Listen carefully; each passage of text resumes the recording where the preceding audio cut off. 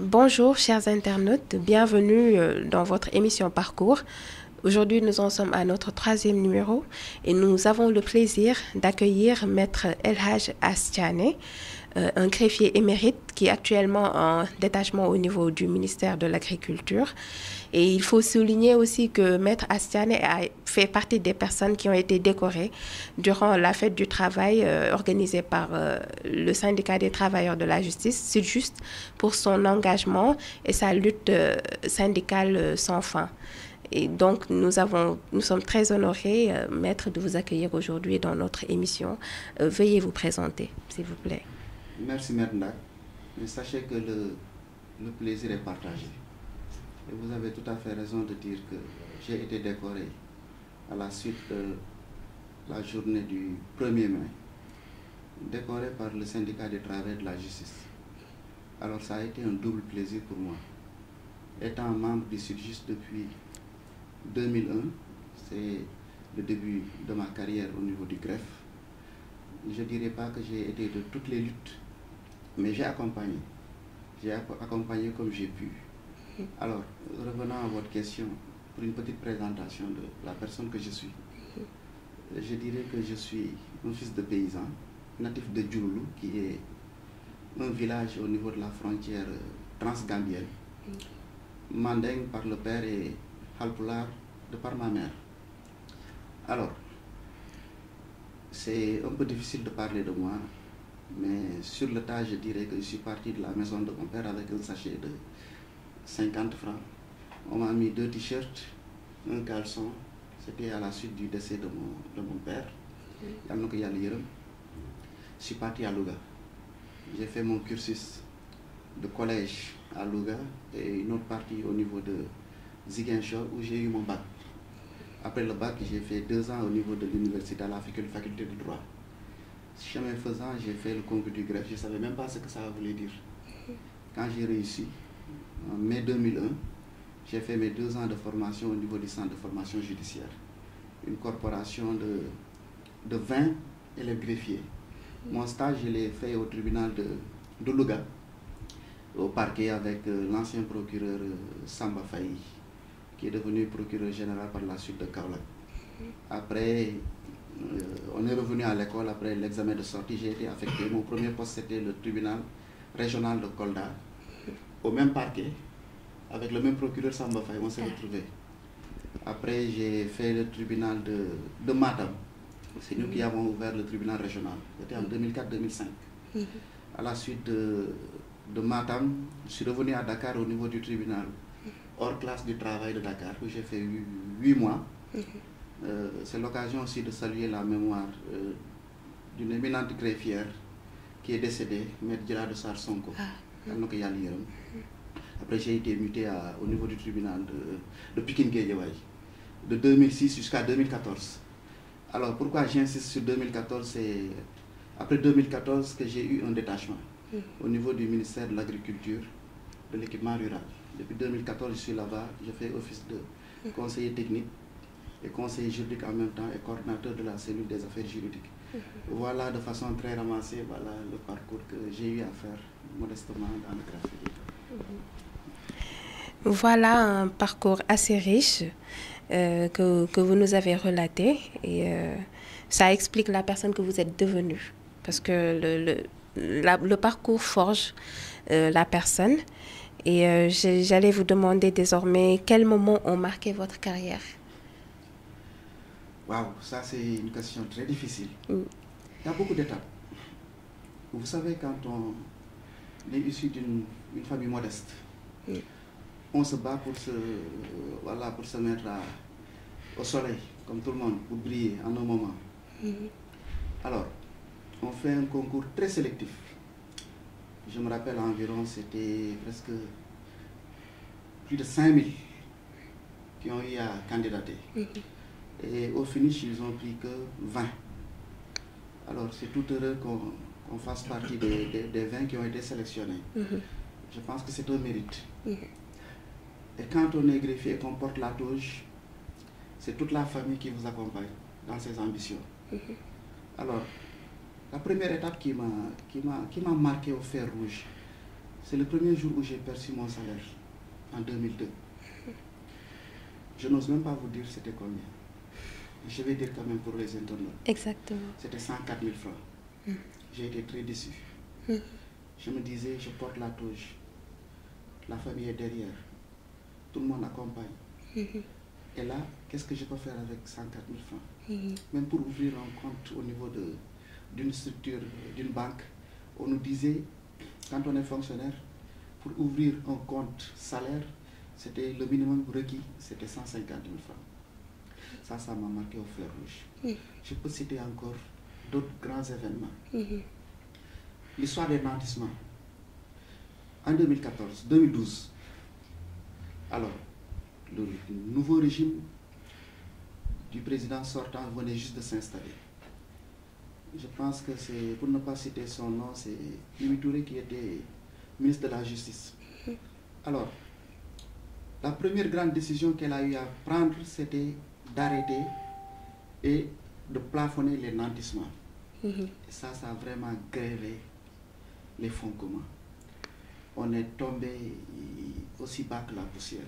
Et depuis lors, on est en train de se battre pour un peu revaloriser les traitements salariaux du greffe, augmenter considérablement voilà, l'assiette des fonds communs. Je le dis parce que, vous savez, c'est des ressources additionnelles qui viennent se greffer un peu à ce que la personne perçoit. Et comme c'est le système des droits acquis, il y a certains qui, je le dis parce qu'on le vit au quotidien. Chaque fois qu'on donne de l'argent à un fonctionnaire, il y a d'aucuns qui vont essayer de prendre un prêt et tout ça. Et ça les poursuit et ça a des répercussions très dramatiques parfois. Et ça aussi, ça m'a marqué au fer rouge. Je peux citer aussi la fameuse arrestation de Maître Ndemba Touré, où toute la corporation s'est réunie comme un seul homme pour dire non à cette forfaiture. Parce que nous pensions au passé que c'était vraiment de trop. Avec le privilège de juridiction, on n'avait pas besoin d'arrêter quelqu'un, voilà, de le monoter, de le faire transiter dans le cabinet même du juge où il a eu à faire son stage. Bon, peut-être que voilà, il s'est passé beaucoup de choses, il y a eu des regrets, il y a eu beaucoup de choses qui ont été dites. Moi, j'ai été sur les lieux. On raconte beaucoup de choses, mais je sais que nous qui l'avons vécu de près, on sait ce qu'on a eu à faire et ça a marqué les gens. Voilà quelques moments que je voudrais partager avec les internautes. Des moments très forts, effectivement, parce que comme vous dites, nous exerçons un métier très noble et nous sommes très méritants parce que nous avons réussi à un concours sélectif et nous méritons d'avoir des traitements salariaux vraiment dignes de ce nom, qui reflètent notre rang et ce que nous représentons dans la justice. Et donc, j'allais vous demander quelles sont les grandes évolutions que vous avez constatées, les grandes évolutions que le greffe a eu à avoir, des acquis ou autre chose. À mon avis, la plus grande révolution du greffe aujourd'hui, c'est le passage de hiérarchie de B à A. Parce que cela a un double impact. Les greffiers étaient confinés à, je ne dirais pas à des tâches vraiment de subalternes, mais étaient considérés comme parfois des assistants du juge. Alors, la plus grande évolution, je dis, c'est le passage de B2 à A2. Et le premier impact que je dirais, c'est qu'aujourd'hui, en étant de la hiérarchie A2, on peut compétir à tous les postes de responsabilité au niveau de l'État central. Mais quand on revient en arrière, il y a eu un grand bond en avant quand ils ont supprimé le CFPA. Le CFPA était l'équivalent du cycle B de l'ENA. Quand ils ont supprimé le CFPA, ils ont supprimé l'ENAM pour faire l'École nationale d'administration, qui forme les administrateurs civils, les commissaires aux enquêtes économiques, les douaniers, voilà, contrôleurs des impôts, du travail, inspecteurs des impôts et domaines, inspecteurs du trésor. Et ils ont créé le centre de formation judiciaire qui forme les magistrats et les greffiers. Donc ça a pu raffermir les liens. Parce qu'à l'avant, qu'est-ce qui se faisait? Les magistrats étaient formés au niveau de l'ENAM, les greffiers étaient formés au niveau du CFPA. Donc il n'y avait pas ce link-là, il n'y avait pas cette affection-là, il n'y avait pas, Donc c'était compliqué. Maintenant, en 1998, quand ils ont dissous l'ENAM pour créer l'ENA et le centre de formation judiciaire, c'était la même école, et c'est toujours la même école d'ailleurs, qui forme toute cette corporation de greffiers, de magistrats, d'interprètes judiciaires, de secrétaires de parquet, d'éducateurs spécialisés. À tout le monde de se connaître, de s'imprégner avant de rejoindre un peu les juridictions. Exactement. Je pense que ça aussi, ça a été une très très très grande révolution du greffe. Maître, dans vos propos, vous avez souligné tout à l'heure le relèvement de la hiérarchie, qui est passé de la hiérarchie B2 à la hiérarchie A2. Alors, force est de constater aujourd'hui que dans la justice, il sévit une injustice. Le jeu de mots est assez révélateur, mais pourtant c'est la réalité, puisqu'il y a dans un même corps, il y a deux hiérarchies qui se côtoient, des anciens qui sont à une hiérarchie inférieure et des nouveaux qui sont supérieurs à leurs aînés. Comment analysez-vous ce fait? Maître, je ne vais pas mâcher mes mots. Je pense que c'est une incongruité, une aberration qui ne se justifie pas et qui ne se comprend pas. Alors, de quoi il s'agit? Moi, j'ai l'habitude de dire une image vaut 1000 mots. Je suis allé voir ma jumelle. Je la salue de passage, elle est greffier en chef de greffe du tribunal du commerce, Maître Marie-Rose Touré. Étant dans son bureau, elle a fait appel à tous les collègues greffiers qui sont venus nous rejoindre. Alors, comme moi, j'aime bien observer, quand on a fait les salamarèques avec les collègues qui sont partis, j'ai dit à Maître Touré, en présence du secrétaire général du SYTJUST, j'ai dit, Maître Touré, comment vous faites pour manager votre personnel? Il me répond pour me dire, c'est des jeunes greffiers, très ambitieux, très calés dans le travail, et en qui j'ai une entière confiance. J'ai dit ça, je n'en disconviens pas. Ma question est relative au management. Si je parle de management, c'est que vous êtes de la hiérarchie B2. Et l'ensemble des collègues que vous m'avez présentés ici sont d'une hiérarchie supérieure. Ils sont à A2. Et vous les notez, vous les orientez, vous les assistez dans l'obligation de leur travail. Elle me regarde, elle me dit, mais Maître Tiana, tu as parfaitement raison, je n'avais pas cette idée-là. C'est pour vous dire qu'il y a des impacts incommensurables.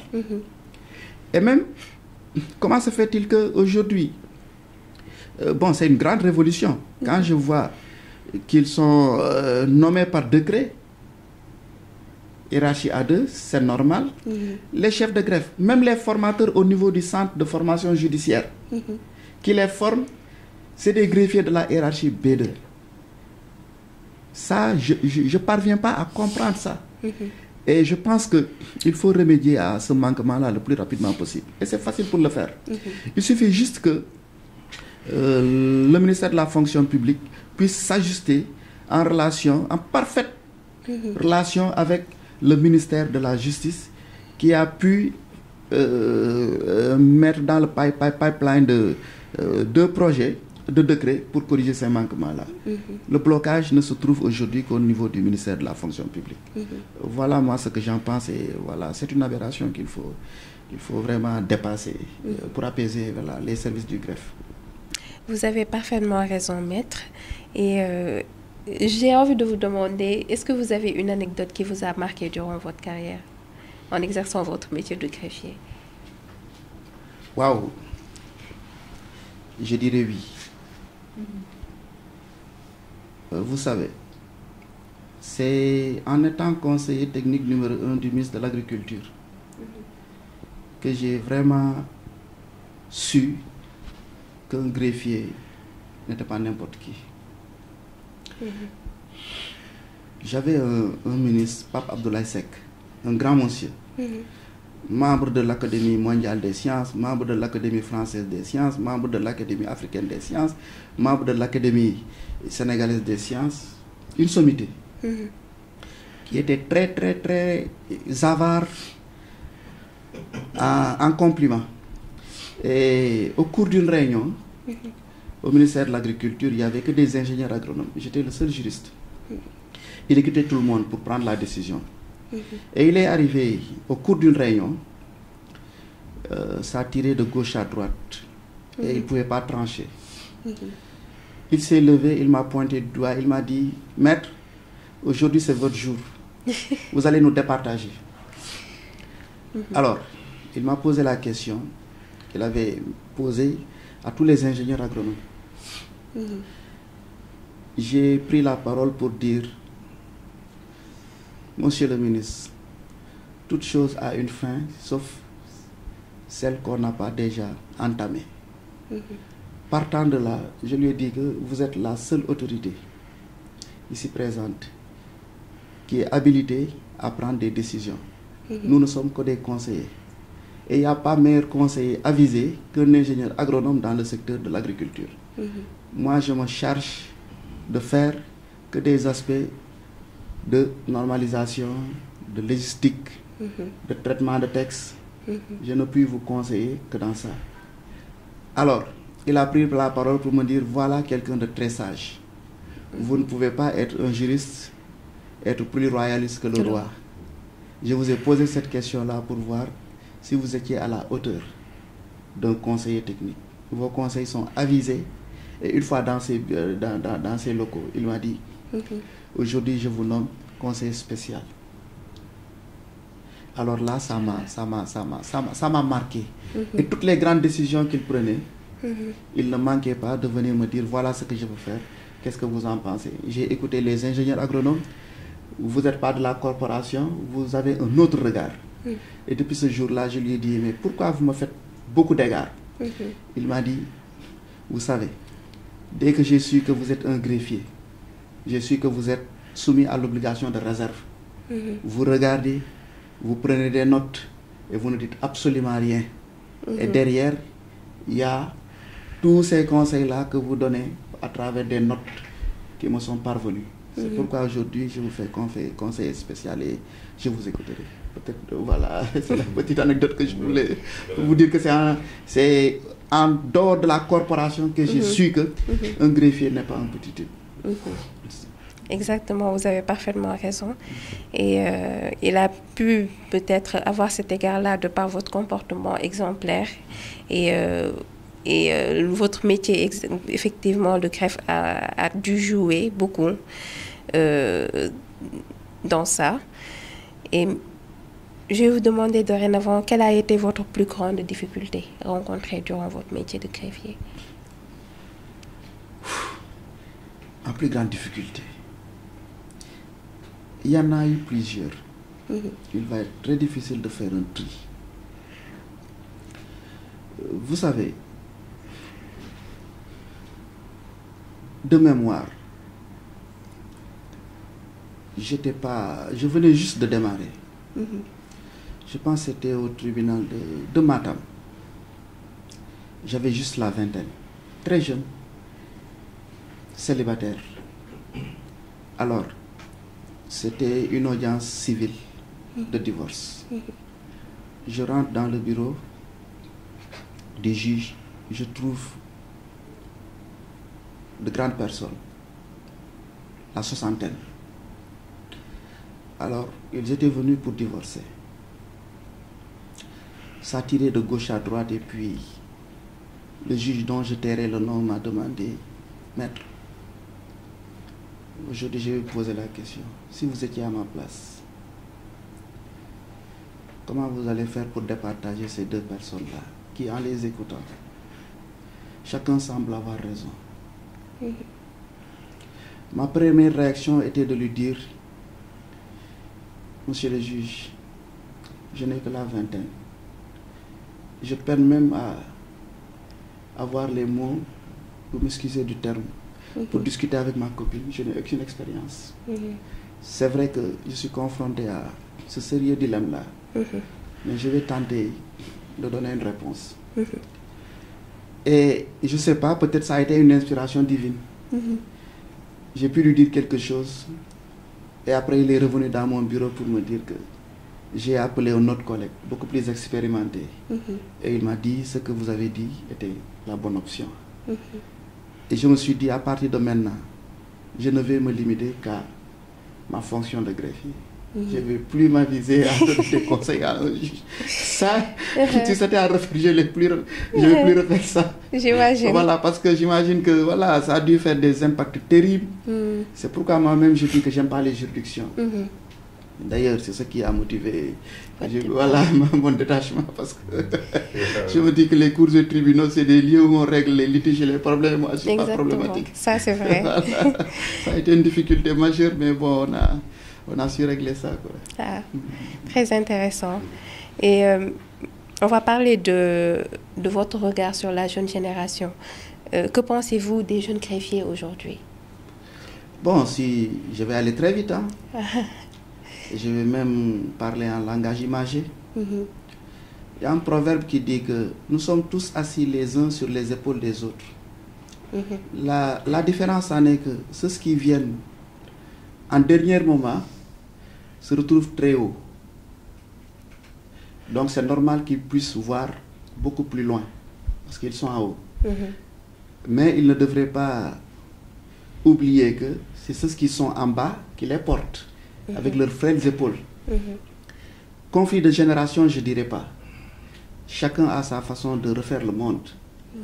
Nous, je ne dirais pas que nous sommes les derniers Mohicans, mais on a eu au minimum 23, 24 années de présence de greffe. On a eu à traverser un long désert. Le périple était vraiment difficile. On a enjambé beaucoup de rivières, beaucoup de difficultés. Alors, je demande à tous les aînés d'avoir un regard positif sur cette nouvelle génération. Ils sont ambitieux, ils sont corrects, ils sont travailleurs et ils portent dignement le flambeau du greffe aujourd'hui. Moi-même, avec cette nouvelle génération, j'ai un neveu. J'ai un neveu et c'est tout un plaisir de le voir se battre. De son côté, il est au niveau de la cour d'appel. C'est Diagne. Je lui fais un coucou. Ah, je le connais. C'est le fils à ma grande sœur. D'accord. À ma grande sœur. Donc, vous voyez bien, on commence à avoir des cheveux blancs. Donc, cette génération-là, c'est cette génération-là qui va porter le greffe. Il faut le comprendre ainsi. Et moi, voilà, je suis quelqu'un qui aime maintenant me mettre en retrait et dire à cette nouvelle génération-là, on s'est battu comme on a pu. C'est à vous de redorer le blason du greffe. Vous avez les moyens, les capacités, l'intelligence, et vous avez la hargne et la fougue de jeunesse. Il faut juste y aller avec pondération, avec mesure, et en parfaite symbiose avec les aînés. Si on parvient à faire prendre la mayonnaise, tout le bénéfice reviendra au greffe. Et j'en suis convaincu. J'allais vous demander quel conseil leur donneriez-vous, mais apparemment c'est déjà fait. Peut-être que j'aime bien anticiper. Oui, c'est ça. Donc, nous sommes arrivés au terme de notre interview. Déjà. Déjà. Et je tiens à souligner que c'est avec plaisir que nous l'avons conduit, parce que c'est une interview de haute facture. Et c'est vraiment un plaisir de vous avoir reçu. Je vais vous demander votre mot de la fin. Mot de la fin, je dirais que j'ai été marqué par une décision. Je dirais bien par un décret. Ngagne Demba Touré, c'est notre jeune frère. Et ça, je pense que ça a été une évidence même pour tout le monde. Je vais vous parler de notre décret qui m'a beaucoup plu, à plusieurs égards. Étant greffière, je sais que vous connaissez bien l'ONRAC, l'Office national de recouvrement des avoirs Devoir criminels, criminel, dirigé par l'éminent procureur Mor Ndiaye. oui. Aujourd'hui, le président de la République, son Excellence Bassirou Diomaye Diakhar Faye, a pris un décret pour honorer un greffier, Maître Mbossé Sow. Et il a fait de Maître Mbossé Sow aujourd'hui le président du conseil d'administration en tant que greffier. Il est président du conseil d'administration et un magistrat est sous sa coupole en tant que directeur général. Je n'en dirai pas plus. Je cite cet exemple-là pour dire que ça m'est allé droit au cœur et ça doit être quelque chose qui doit nous motiver beaucoup plus. Pour dire que le greffe d'avant n'est plus celui d'aujourd'hui et je suis conscient qu'il ne serait pas celui de demain. Avec cette nouvelle génération-là, ses ambitions, c'est pourquoi j'appelle tout le monde à se départir de ces cloisons SYTJUST, UNTJ. Moi, je reconnais que le greffe, en étant un militant, un fervent militant du SYTJUST. Alors voilà, sur ces mots-là que je voudrais vraiment clore cette interview et je vous remercie d'avoir pensé à moi.